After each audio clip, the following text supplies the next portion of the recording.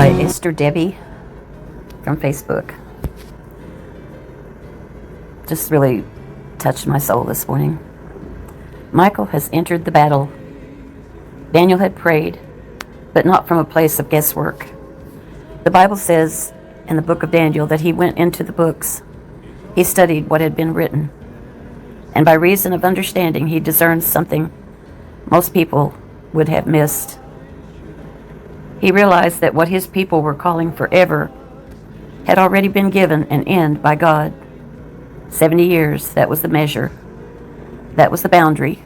And when Daniel saw that, something rose inside of him, because revelation will always demand a response. So Daniel didn't sit back and say, well, if God said it will happen. No, he aligned himself with it.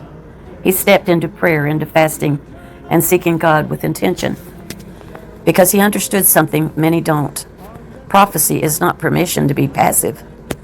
It's an invitation to partner with God. And as Daniel was praying, heaven was not silent. In fact, heaven responded immediately. The Bible says in Daniel 9:23, at the beginning of your supplications, the command went out. That means the moment Daniel opened his mouth, before he even finished forming the words properly, heaven had already released an answer. God did not delay. God did not hesitate.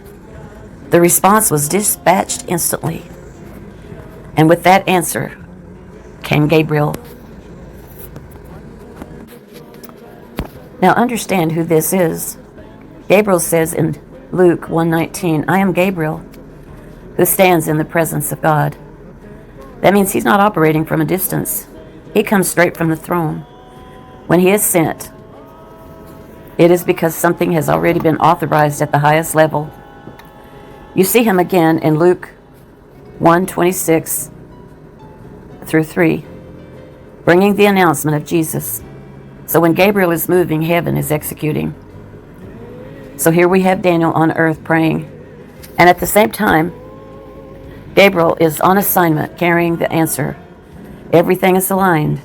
Everything is in motion. But then Daniel 10:13 exposes something weighty. Gabriel says, the prince of the kingdom of Persia withstood me 21 days. Now this is where it becomes uncomfortable for many people, because it shows you that even though God has answered, there can still be resistance in the realm between heaven and earth. For 21 days, the answer had already been released. That had already been released was held up. Let that settle.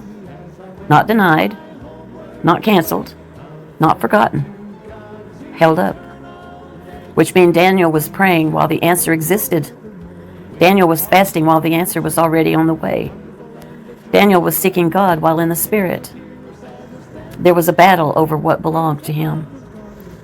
And some of you, this is exactly where you are. You've been praying and nothing seems to be shifting. And quietly a question has been forming in your heart. Did God hear me? But Daniel 10 answers that clearly. Do not fear, Daniel, for from the first day that you set your heart to understand and to humble yourself before God, your words were heard.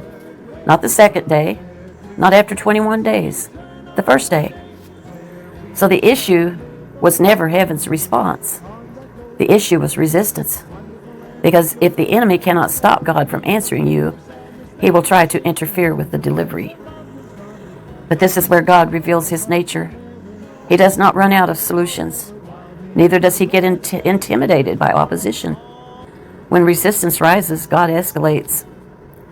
Gabriel continues and says, but behold, Michael, one of the chief princes, came to help me. Michael, one of the chief princes. This is not a casual reinforcement. Michael is not sent for announcements. He is sent for warfare. This is the one you see again in Revelations 12:7, engaging in battle. So when Michael steps in, heaven is no longer negotiating. It is enforcing. The moment Michael engaged, everything shifted.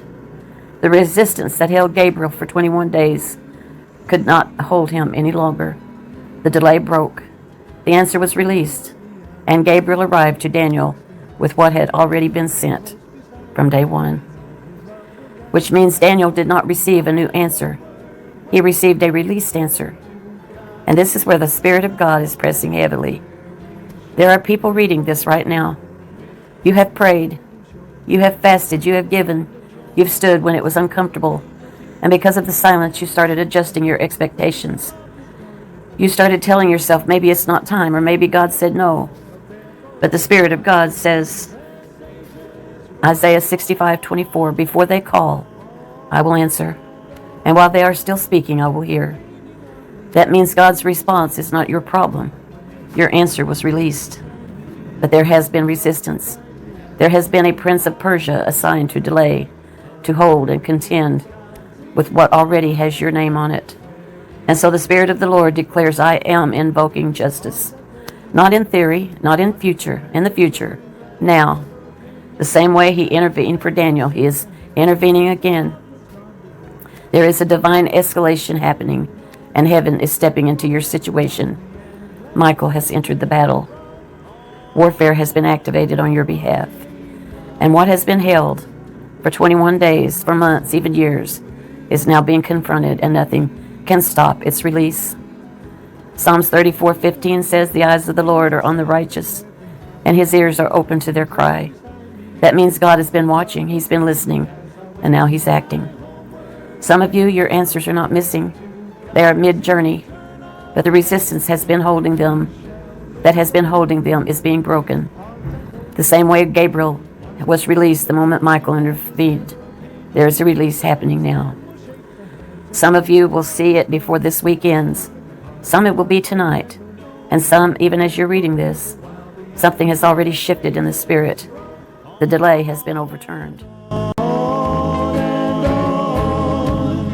Leaning on the arms of Jesus, safe from every harm. Whenever he's walking close beside me, I know his love will guide me as I wend my homeward way, up there to God's eternal day, where we shall live forevermore on that golden shore. Wonderful land of joy and gladness, never a pain or tear or sadness. Then we'll shake the hands of friends and loved ones gone before. With them we can't depart, no never. We'll live up there forever while the end